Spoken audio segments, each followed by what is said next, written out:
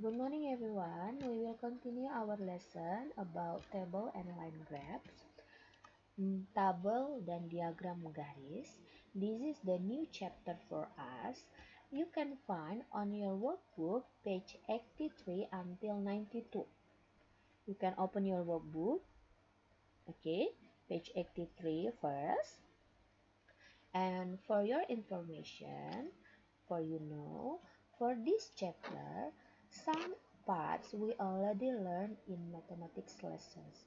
Jadi sebagian dari materi ini sebenarnya sudah kita pelajari di pelajaran matematika, dia tentang tabel. Jadi ini juga adalah materi mengenai statistika. This is also about statistics. Now we will continue for the worksheet 1. It's about completing tables, melengkapi tabel. This is the example. The following bar graphs shows the height of 4 pupils. This is Mark. Jadi diagram batang ini menunjukkan tinggi badan dari 4 orang siswa, Mark, Maria, Timothy, and Sarah. Now let's see Mark. Mark in the number 120. So we know that height of Mark is 120 centimeters. Next, Maria. Maria, we see from the bar graphs is in the middle of 120 and 140. So we have known that Maria is 130 centimeters. Jadi Maria itu ternyata ada di tengah-tengah antara 120 dan 140. Bilangan yang terletak di antara 120 dan 140 itu adalah 130 cm. Next, Timothy. Timothy, we can see the height of Timothy is 100 cm. And the height of Sarah is in the middle 100 and 120. So height of Sarah is 110 cm. Now, complete the table using data from the bar graphs. Okay, now let's see. First, the height in centimeters. Mark, we already know that 100 centimeter. Next, Maria. Maria in the middle 120 and 140.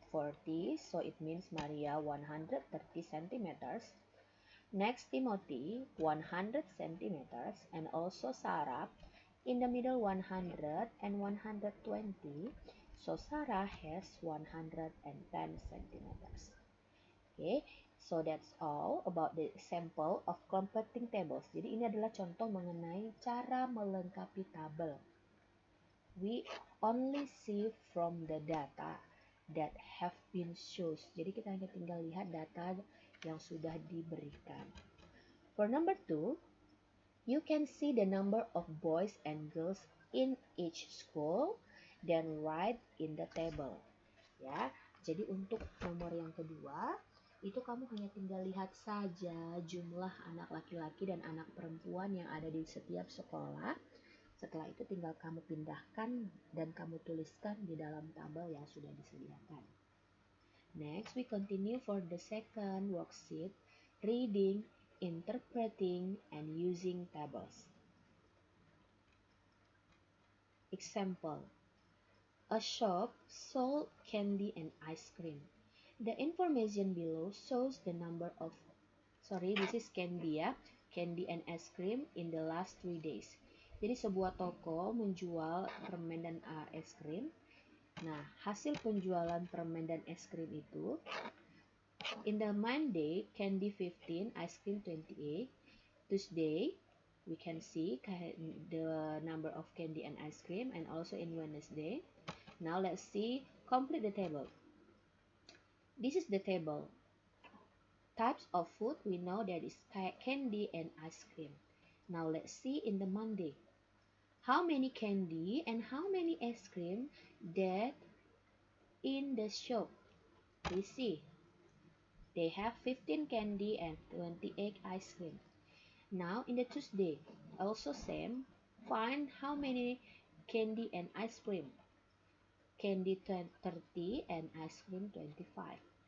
Next, in Wednesday, it has 25 candy and 40 ice cream. Now let's answer the question.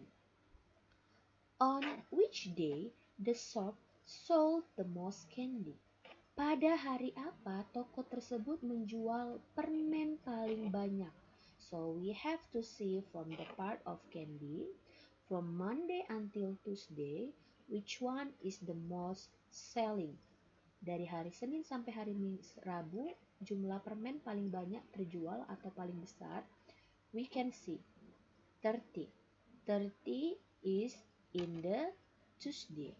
Next, second, how many ice cream they sold altogether on Monday and Tuesday? Berapa jumlah es krim yang mereka jual seluruhnya pada hari Senin dan Selasa? Jumlah es krim yang terjual hari Senin dan hari Selasa. Kita tahu hari Senin dijual 28 buah dan hari Selasa 25 buah. So the number of ice cream altogether is 28 plus 25 is equal 53. So the ice cream sold in the Monday and Tuesday is 53. Okay, have you got it for until this part? Okay, do you understand? Yeah, I think you understand. Next, for the third, worksheet 3 is about reading and interpreting line graphs, ya. Membaca dan menginterpretasikan diagram garis. Nah, jadi ini adalah diagram garis line graphs.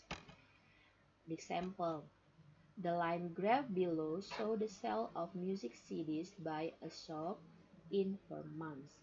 Jadi ada sebuah diagram batang seperti gambar ini yang menunjukkan jumlah CD yang terjual oleh sebuah toko selama 4 bulan from January until April. We see January is in the number 200, so the number of CD sold is 200. Jadi Januari itu angkanya di sini adalah 200, maka dia akan menjual 200 CD selama bulan Januari. Kemudian bulan Februari dia jual 300. Kemudian bulan Maret March. Now let's see. March in the middle 300 and 400. Di tengah-tengah 300 dan 400. So in March they sold 350. Jadi pada bulan Maret itu 350. And then April is 500. Next, fill in the table using the information from the line graphs.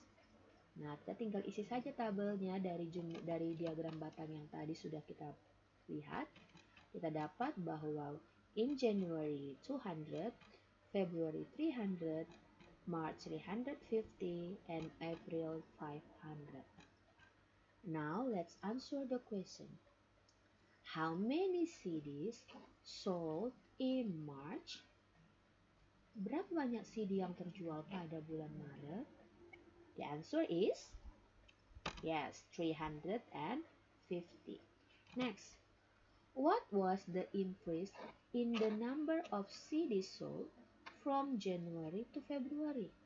Berapa peningkatan jumlah CD terjual dari Januari ke Februari? Peningkatannya, ya. Jadi dari bulan Januari ke bulan Februari itu berapa banyak peningkatan CD yang terjual? The answer is 100. How we can get the answer is 100? Bagaimana kita bisa dapatkan itu 100? Now let's see. From 200 to 300. January 200, February 300. From 200 to 300. It means 300 subtract 200, it's equal 100. Okay, so the answer is 100. Next, number 3. What was the total of CDs sold in the 4 months? Berapa jumlah total CD yang terjual di dalam 4 bulan? From January until April, how many CDs that the shop has been sold? The answer is, we can find by add 200 plus 300 plus 350 plus 500. The answer is 1350. So the shop has been sold 1350